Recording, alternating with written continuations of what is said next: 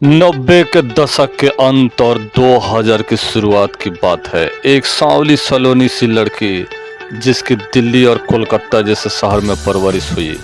उसने कुछ कर गुजरने का सपना देखा, किसी की सलाह पर मॉडलिंग से शुरुआत की और नाम कमाने के लिए मुंबई में कदम रखा।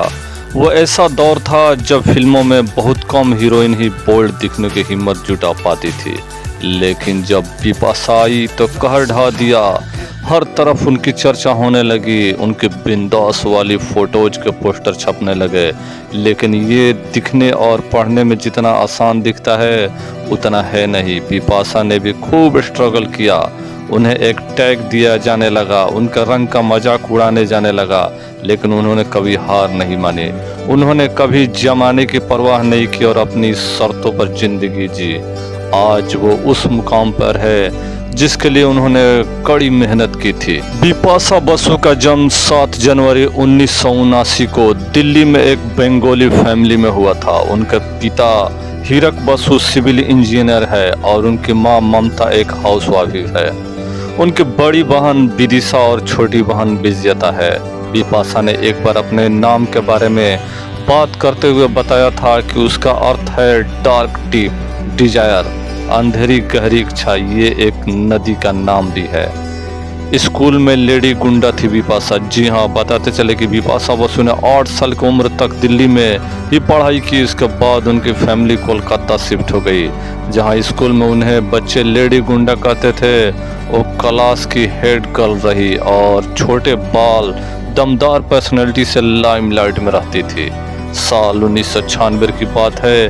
कोलकाता के एक होटल में बिपाशा बसु को मॉडल मेहर जेसिया रामपाल ने देखा। उन्होंने उसी समय बिपाशा को मॉडलिंग करने का सुझाव दिया। उसी साल बिपाशा ने सुपर मॉडल कंपटीशन में हिस्सा लिया और जीत भी गई। फिर मियामी में Ford model super of the world competition में देश को रिप्रेजेंट किया। यही से ही बिपाशा का सफर शुरू हुआ। उसी दौरान बिपाशा बसु और डीनो मारिया मिले और एक दूसरे को डेट करने लगे। दोनों ने साथ में एक बोल्ड विज्ञापन किया।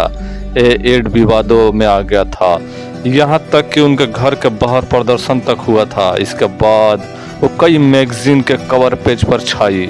उन्होंने तब मॉडलिंग की जब तक फिल्म का ऑफर नहीं आ गया।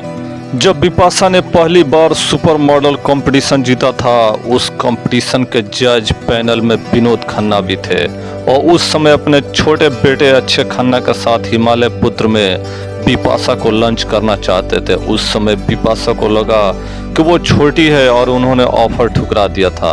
बताया जाता है कि जया बच्चन चाहती थी कि वो उनके बेटे अभिषेक बच्चन के साथ जेपी दत्ता की मूवी आखिरी मुगल में काम करे, लेकिन बाद में फिल्म कैंसिल हो गई और जेपी दत्ता ने मूवी का एक सीट बदलकर करीना कपूर को कास्ट करके रिफ्यूजी बना दी। रिफ्यूजी में बिपाशा बसु को सुनील शेट्टी के साथ एक रोल ऑफर हुआ, लेकिन उन्होंने इस ऑफर को भी ठुकरा दिया था।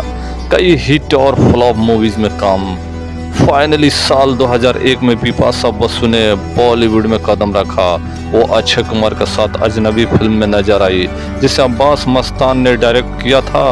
पहली फिल्म सक्सेसफुल रही, उनकी बोल्ड इमेज बनी। अगले ही साल 2002 में बिपाशा ने एक और फिल्म द राज, इसमें उनकी एक्टिंग और बोल्डनेस की खूब चर्चा हुई। फिल्म के डायलॉग से लेकर गानों तक हिट हुए। इस फिल्म को विक्रम भट्ट ने डायरेक्ट किया था। इसके बाद बिपाशा ने कई फिल्में की, जैसे जिस्म, जमीन, मधोसी, बरसात, नो एंट्री, धूम 2, फिर हेरा फेरी, ओमकारा और साउथ मूवीज में भी नजर आई। बिपाशा ने साल 2015 में करण सिंह ग्रोवर के साथ अलोन मूवी में काम किया था। इसके बाद दोनों ने वेब सीरीज डेंजरस में साथ काम किए, जो साल 2020 में स्ट्रीम हुई थी। पर्सनल लाइफ की बात करें तो 1996 से 2002 तक बिपाशा बसु ने डीनो मारिया को डेट किया, लेकिन फिर इनका रिश्ता टूट गया। इसके बाद 2002 में बिपाशा कि जॉन अब्राहम से नज़दीकियाँ बढ़ी। दोनों साल 2011 तक एक दूसरे का साथ थे। बताया जाता है कि बिपाशा ने हरमन बेवेजा को भी डेट किया था, लेकिन 2014 में दोनों अलग हो गए थे। इसी साल एलोन के सेट पर बिपाशा की मुलाकात करण सिंह ग्रोवर से हुई। दोनों ने 2016 में शादी की।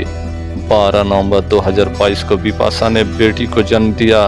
दोनों ने अपनी गुड़िया का नाम देवी रखा है। वो सोशल मीडिया पर बेटी की हल्की फुल्की झलकियां दिखाते रहते हैं। करोड़ की मालकिन है बिपाशा बसु। जी हाँ, नेटवर्क की बात करें तो बिपाशा बसु की नेटवर्थ 113 करोड़ रुपए है। उनकी मंथली इनकम 50 लाख रुपए से भी ज़्यादा है। फिल्मों के साथ साथ ब्रांड एंडोर्समेंट से वो भी मोटी रकम कमाती है। मुंबई के बांद्रा में उनका आलीशान घर है। इस प्रॉपर्टी की कीमत 16 करोड़ रुपए बताई जाती है। देश में कई जगह पर उनकी प्रॉपर्टी है। उनके पास ऑडी से लेकर फॉर्च्यूनर तक ऐसी महंगी गाड़ियां भी है। वो एक मूवी के लिए 3 से 4 करोड़ रुपए फीस लेती है। साथ ही प्रॉफिट में कुछ भी हिस्सा होता है। ब्रांड इन्वेस्टमेंट के लिए वो 2 करोड़ के आसपास चार्ज करती है। बिपाशा बसु ने हिंदी फिल्म इंडस्ट्री में कदम रखा था, तब उन्हें सांवले रंग को लेकर उन्हें खूब सुनाया जाता था। बॉलीवुड में उनका कोई गॉडफादर नहीं था, फिर भी उन्होंने कभी हार नहीं मानी और जब फिल्म आई तो धमाका कर दिया। अच्छे अच्छे के पसीने तक छुड़ा दिए।